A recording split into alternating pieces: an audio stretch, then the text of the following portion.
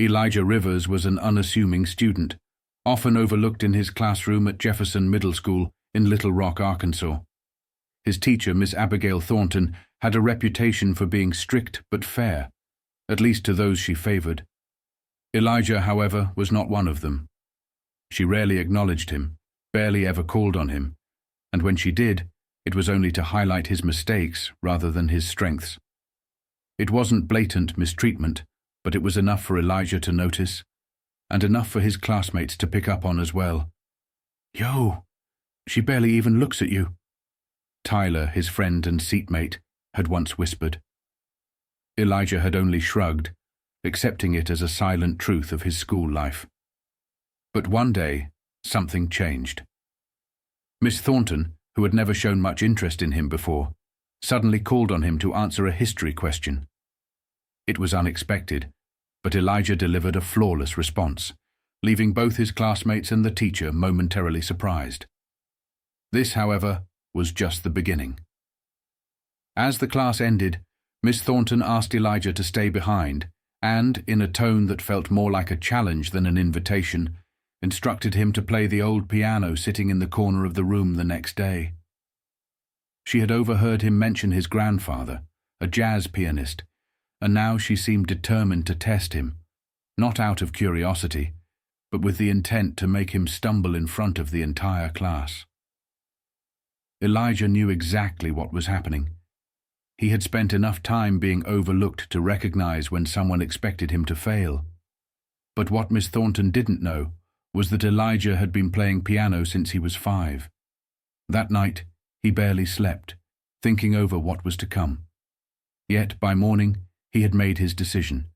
He wouldn't just play, he would make sure they all remembered it. As he walked into class, whispers followed him. His classmates were eager to see the spectacle. Miss Thornton called on him, and he took his seat at the piano. Then, with confidence, he began to play, filling the room with music that left everyone, including Miss Thornton, speechless. The boy she had underestimated had just taken command of the room in a way she had never anticipated. Elijah Rivers had spent most of his time at Jefferson Middle School feeling invisible. His teacher, Miss Abigail Thornton, rarely acknowledged him in class, even when his hand was raised. If he got a question right, she moved on quickly.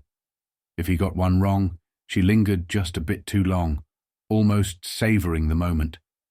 It wasn't outright cruelty, but it was clear. Elijah was not one of her favored students.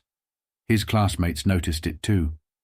"Yo, she barely even looks at you," Tyler, the boy who sat next to him, had whispered one afternoon. Elijah had only shrugged. That was just the way things were. But one day Miss Thornton did something unexpected. She called on him in the middle of a history discussion, something she never did. Elijah answered with confidence, delivering a perfect response about General Sherman's march to the sea. The class was surprised, exchanging glances as if something unnatural had just occurred. Miss Thornton, instead of moving on quickly like usual, seemed to take note of his answer in a way she hadn't before. There was something new in her gaze. Not approval, but a kind of curiosity, almost like she had found an opportunity. Then, just as the bell rang, she made her move. "Elijah, stay behind for a moment," she said. A few students glanced back, curious, but no one said anything. Elijah took his time packing up before approaching her desk. "I overheard you talking the other day," Miss Thornton said, folding her hands together. "About your grandfather." Elijah frowned. "What about him?" "You said he was a musician," she continued, her voice light but carrying an edge of something else. "Yeah," Elijah admitted. "He was a pianist. Played jazz." Miss Thornton's lips curled slightly, though it wasn't quite a smile. "Interesting," she mused. "You must have picked up a thing or two." Elijah hesitated. He wasn't sure where this was going, but it didn't feel right. "A little," he finally admitted. Her expression shifted into something almost triumphant. "Good to know," she said. Then she gestured toward the old upright piano at the back of the room, its keys yellowed with age. Tomorrow, she said, her voice carrying across the emptying classroom. Let's see what you've got. Elijah blinked. What? You'll play something for the class, she said simply, as if it were the most natural request in the world. He stared at her. He knew that tone. This wasn't an invitation. It was a setup. That night Elijah barely slept. He lay in bed, staring at the ceiling, replaying the conversation in his head. Miss Thornton wasn't asking him to share his talent. She expected him to fail, to embarrass himself in front of the whole class. She thought she had found a weakness, something to expose. But she didn't know the full story. Elijah had grown up with music. His grandfather had taught him everything he knew, and the piano had been a part of his life for as long as he could remember. Miss Thornton wanted to make an example out of him, but she had no idea what she had just unleashed. By the time morning came, Elijah wasn't nervous. He was ready. The moment had arrived. As Elijah Rivers walked into the classroom the next morning, he could feel the energy in the air, anticipation, curiosity, and, in some corners, amusement. Word had spread quickly. Students who had never paid him much attention before were now sneaking glances, whispering among themselves. Some expected a spectacle, others a disaster. But Elijah wasn't thinking about them. He was thinking about the piano. Miss Thornton stood at the front of the room, her usual air of control firmly in place. She barely acknowledged him at first, going through the day's lesson as if nothing unusual was about to happen. But Elijah noticed the way her eyes flicked toward him more than once, as if she were waiting for the right moment to set her plan in motion. Then, as the lesson neared its end, she closed her book with a crisp finality and turned to face the class. "Well," she said, glancing at the clock, "it looks like we have a little time before moving on." "Perfect." Her gaze settled on Elijah. "Let's see what you can do." A few students shifted in their seats, nudging each other. Someone let out a muffled laugh. Elijah could feel every eye in the room on him, waiting. He exhaled slowly, pushing back his chair and rising to his feet. He wasn't nervous, not in the way they expected. His heartbeat was steady, his hands relaxed. As he walked toward the old upright piano, someone muttered something behind him, a quiet joke at his expense. He ignored it. He had heard those tones before, skepticism, doubt, amusement. But none of it mattered now. Miss Thornton clasped her hands together. "Play whatever you'd like," she said, her voice smooth. Elijah studied the piano. It was old, slightly out of tune, the keys worn and chipped in places.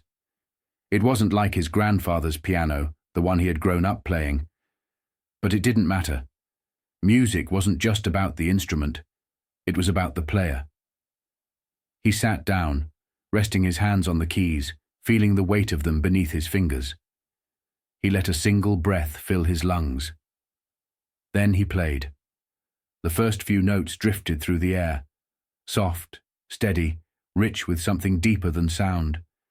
It was a blues progression, the kind his grandfather used to play on humid Arkansas afternoons, the kind that told a story without words. His fingers moved with quiet confidence, rolling through the chords, his left hand keeping time, while his right wove a melody that seemed to hang in the air like a secret. The room shifted. The whispers stopped. Even the kids who had smirked before sat frozen, their expressions unreadable. Elijah didn't look up. He wasn't playing for them anymore. He was playing for himself, for his grandfather, for every moment he had spent with his hands on the keys, letting music say the things he never could. And then he took a risk.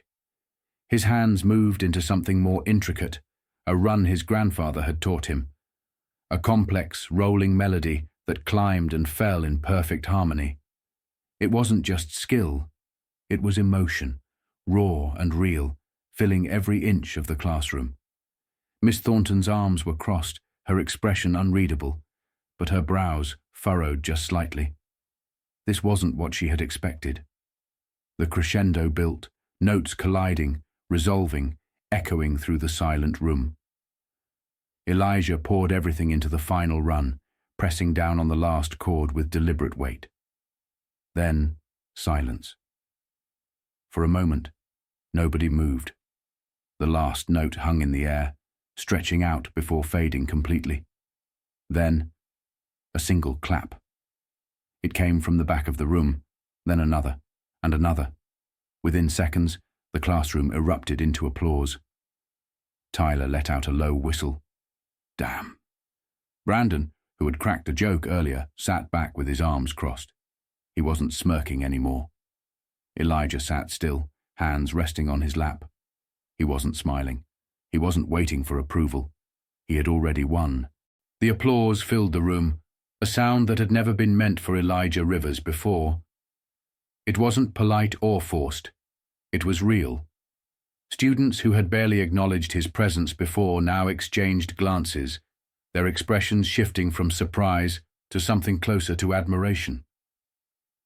Tyler leaned forward, shaking his head in disbelief. Brandon, who had made a joke at Elijah's expense earlier, sat back in his chair, arms crossed, his smirk completely gone. But amidst the applause, there was one person who hadn't moved, whose silence was louder than the clapping itself, Miss Thornton. She stood at her desk, arms still crossed, her lips pressed into a thin line. She wasn't smiling. She wasn't offering words of praise. If anything, she seemed momentarily caught off guard. Elijah met her gaze, unflinching, waiting to see what she would say. Finally, after what felt like an eternity, she spoke. "Well," she said, her voice clipped. "That was unexpected." The room quieted slightly, students glancing between her and Elijah, as if waiting for something more. Some of them still whispered, their energy not quite settled. Brandon, still sitting with his arms crossed, scoffed under his breath. "That's it," he muttered. Miss Thornton's eyes snapped toward him. "Excuse me?" Brandon shrugged, shifting in his seat. "I mean, that's all you're gonna say? He just played like—" He gestured vaguely as if trying to find the right words, "like something you hear on TV, and you're just gonna move on?" A few heads nodded in agreement. Madison, one of the more outspoken girls in class, crossed her arms. "Yeah, that was insane." Miss Thornton's expression tightened. "This is a classroom," she said firmly, "not a talent show." Elijah took a breath, steadying himself. Then, in the same calm voice he had used all morning, he asked, "You didn't think I could play, did you?" Miss Thornton's gaze snapped back to him, her eyes sharp. "Excuse me?" "You called me up here," Elijah continued, his voice even. "Not because you wanted to hear me play, but because you thought I'd mess up." A murmur rippled through the room. Some students exchanged glances, while others turned back to Miss Thornton, watching her reaction closely. Her fingers curled slightly against the edge of her desk. "That's enough, Elijah," she said, her tone sharper now. But he wasn't done. "You wouldn't have asked Tyler," he said, gesturing to his friend, "or Madison, or Brandon. But you asked me. Why?" Silence stretched through the room, thick and charged. Miss Thornton's jaw tightened. "You're out of line," she said. Elijah held her gaze. "I don't think I am." Miss Thornton straightened, her posture stiff. "Sit down." For the first time all year, Elijah didn't immediately do as he was told. He glanced around the room at his classmates, the ones who had ignored him before, the ones who had underestimated him, the ones who had smirked when she called his name. Then, slowly, deliberately, he stood, letting the weight of the moment settle. The energy in the room had shifted. It wasn't just about the music anymore. Miss Thornton, for all her usual control, looked just a little bit shaken. And this time, she wasn't the one in charge of the room. Elijah walked back to his seat with purpose, feeling every eye still on him. His heart wasn't pounding anymore. He wasn't nervous. If anything, a strange sense of calm had settled over him. He lowered himself into his chair, And as he did, Tyler gave him a slow nod, one that didn't need words. Miss Thornton turned back to her lesson plan, flipping through the pages as if nothing had happened. But something had, and everyone in the room knew it. The classroom wasn't the same after that day. Something had shifted, not just in the way Elijah Rivers was seen, but in the way Miss Thornton was perceived as well. She carried on as if nothing had happened, as if Elijah's performance and the confrontation that followed had been just another moment in an ordinary lesson. But the students knew better. For the rest of the class, the usual rhythm was gone. Miss Thornton still called on her favorite students, still ran her lesson with the same structured authority, but her grip on the room wasn't as firm as before. The students weren't as engaged, their attention not fully on her words, but on the unspoken weight of what had transpired. They had seen something real, something undeniable, and for the first time, they were questioning things they hadn't questioned before. When the bell rang, students packed up their things, murmuring among themselves as they filed out. Elijah slung his bag over his shoulder and moved toward the door, but just as he reached it, Miss Thornton's voice called after him. "Elijah." He turned back. For a second it looked like she might say something real, something meaningful. There was a flicker of something in her expression, something close to recognition, maybe even regret. But then, just as quickly, it was gone. Her lips pressed into a thin line, her posture stiffened, and her authority reasserted itself. "I hope you understand that this is still my classroom," she said, her tone measured, controlled. Elijah studied her for a moment. Then, in that same steady voice, he replied, "I know." A beat of silence passed between them. Then he turned and walked out. In the hallway, Tyler caught up to him, eyes wide with something between amazement and amusement. "Bro, what was that?" he asked, shaking his head with a grin. You just flipped everything upside down." Elijah exhaled, letting the last remnants of tension slip from his shoulders. "Yeah," he admitted. Tyler nudged him. "So, you gonna play again?" Elijah thought about it, about the way the keys had felt beneath his fingers, about the silence in the room as the music filled every inch of space, about the way, for the first time, people had really seen him. He smiled. "Yeah, I think I will." Because today, he hadn't just played music, he had been heard. That afternoon as Elijah walked home, the weight he had been carrying, the feeling of being overlooked, underestimated, was gone. The sun hung low over West Markham Street, casting long shadows as he made his way through the familiar neighborhood. Near the corner store, he stopped to grab a bottle of water. Mr. Henson, the elderly man who owned the shop, looked at him with knowing eyes. "You look like a kid who just did something important," he remarked. Elijah hesitated for only a second before offering a small, satisfied smile. "Maybe I did." By the time he reached home, the scent of fried catfish and cornbread filled the air. His mother was at the stove, humming softly as she flipped a fillet in the pan. She glanced over her shoulder as he walked in. "You're home late." Elijah dropped his bag by the door and sat at the kitchen table. "Had a long day." His mother studied him. Good or bad? He thought about it, about the music, the applause, the way the class had changed, even if only a little, about how Miss Thornton had looked at him, how, despite herself, she had been forced to acknowledge him. "Good," he said finally.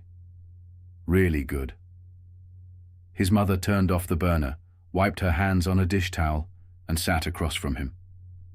"You want to talk about it?" Elijah nodded, and for the next 15 minutes, he told her everything. She listened, never interrupting, letting him get it all out.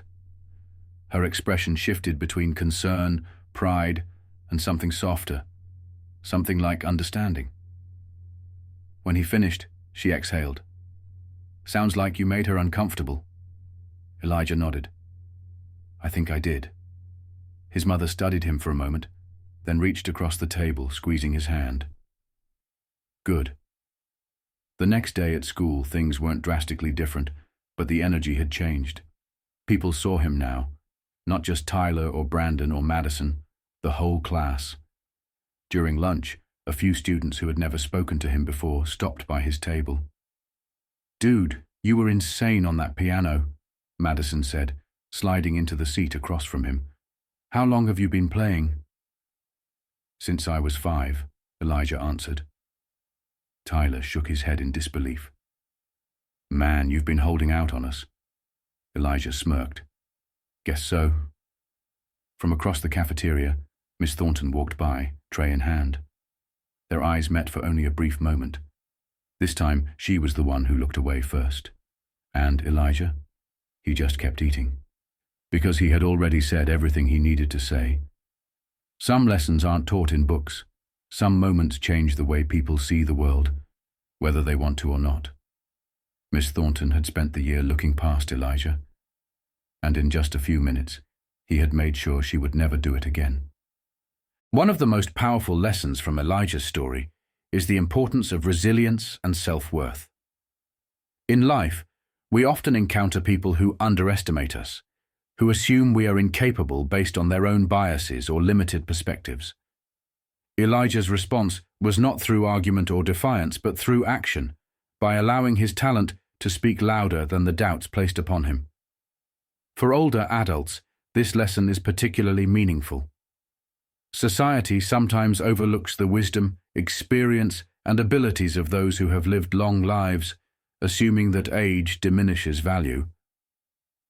But just like Elijah, we all have something that defines us, whether it's a skill, a passion, or a wealth of knowledge accumulated over the years. The key is to never let others dictate our worth. Instead of seeking approval, we should embrace what we do best, let our actions demonstrate our abilities, and remind the world that value does not fade with time, it evolves. When people try to silence or dismiss us, the best response is to keep doing what we love, with confidence and purpose. Eventually, the world will have no choice but to listen.